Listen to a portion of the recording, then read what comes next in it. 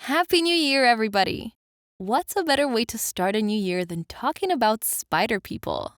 Now that the trailer is out for Spider-Man Across the Spider-Verse, there are some cameos that need to be addressed. We're going to break up the cameos that are revealed to play some part in the movie.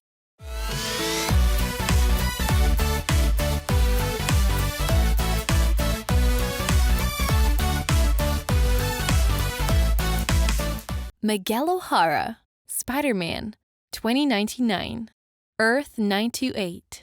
In a time after the age of superheroes, major corporations own every aspect of city life. There's also an uber-powerful church that worships Thor, which is pretty wild. Miguel lives in Nueva York. As a kid, he grew up with his brother, mother, and an abusive father. He exhibited signs of genius-level intelligence and was accepted at the Alchemax School for Gifted Youngsters. As an adult, Miguel becomes the head of genetics program at Alchemax. The company is working on its own super soldiers, but after a test subject dies, he tries to step down. What follows is some pretty flimsy addiction-based pseudoscience, because comics. Miguel's boss doses him with a highly addictive drug called Rapture. In order to avoid being blackmailed and addicted to the drug that Alchemax produces, he uses his genetic skills to attempt a cure. But the big experiment is foiled by a jealous employee, splicing Miguel's DNA with spider DNA. When his boss finds out, he sends people to kill Miguel. While trying to maintain his anonymity, Miguel wears a suit made of unstable molecule fabric, which makes it virtually unbreakable. And the suit's design? It's an old bodysuit from a past day of the death celebration. GWEN STACY, Spider-Woman, Earth 65. At a young age, Gwen was bitten by a radioactive spider, and using her newfound spider-like abilities to fight crime, became known as Spider-Woman. As Gwen, she joined a band as its drummer. At one point, she saved her father from certain death. Gwen's best friend at one point became the Lizard, whom she had to defeat. Devastated that she wasn't able to save him, Gwen began to distance herself from other people to avoid distractions and singularly dedicated her life to protecting others. Peter B. Parker, Spider-Man, Earth 616. Peter was bitten by a radioactive spider at a young age. His Uncle Ben's words, "With great power comes great responsibility," stuck with him. And after his uncle's death, Peter became the superhero known as Spider-Man. At one point, he fell in love with Mary Jane Watson, and the two got married in a Jewish ceremony. Throughout his superhero career, Peter suffered a lot of problems, in both personal and physical aspects. Peter made a poor business decision by investing in TGI Spidey's, a spider-themed restaurant that soon after closed down after unfavorable feedback.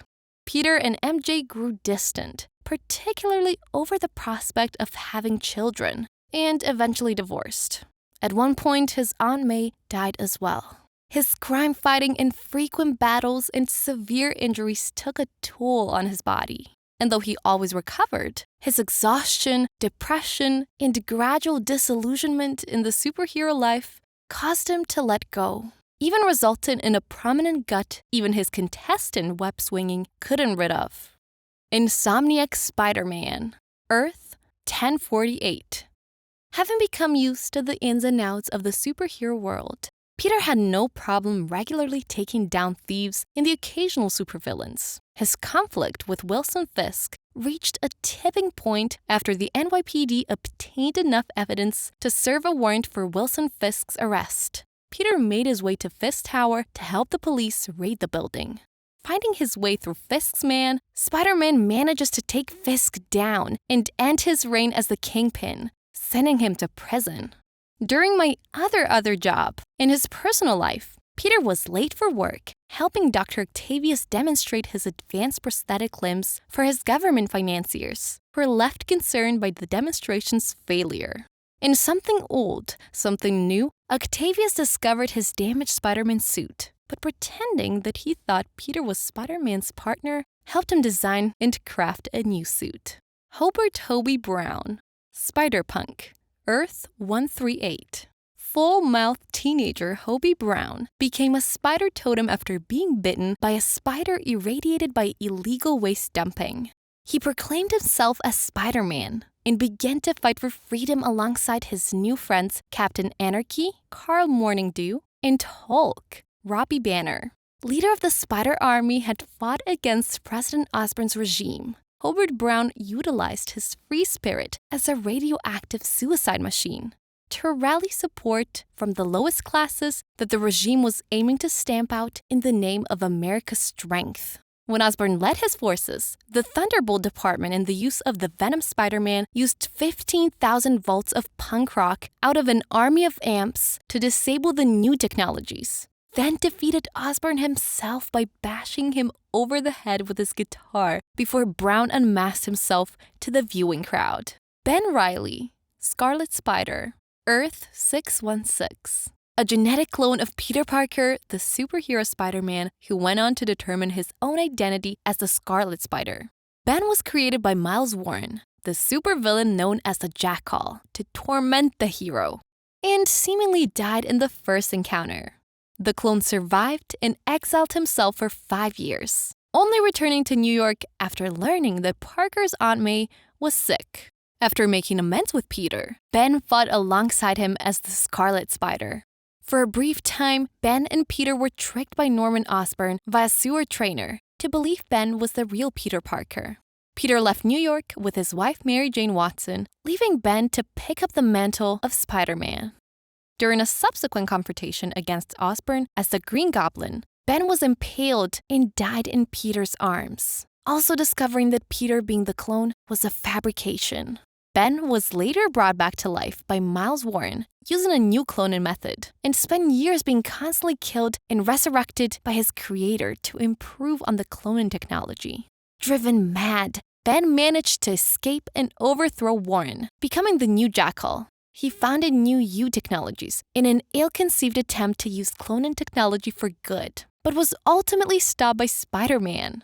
Seeking redemption but still mentally unstable, Ben moved to Las Vegas and resumed his identity as the Scarlet Spider. He came into conflict with fellow clone Kane, who had also adopted the moniker of the Scarlet Spider. Ben was eventually left with a damaged soul after being killed and reborn one more time. Ben saw a chance at redemption during the return of the spider-hunting inheritors. Sacrificing himself to defeat Genix, Ben was then resurrected with cloning technology, which gave him a clean slate. Ben briefly readopted the Spider-Man mantle, becoming a corporate-sponsored hero for the Beyond Corporation. However, Ben turned against his predecessor after Beyond's machinations erased his formative memories. Further tormented after being mutated by a mutagenic polymer, Ben became Chasm.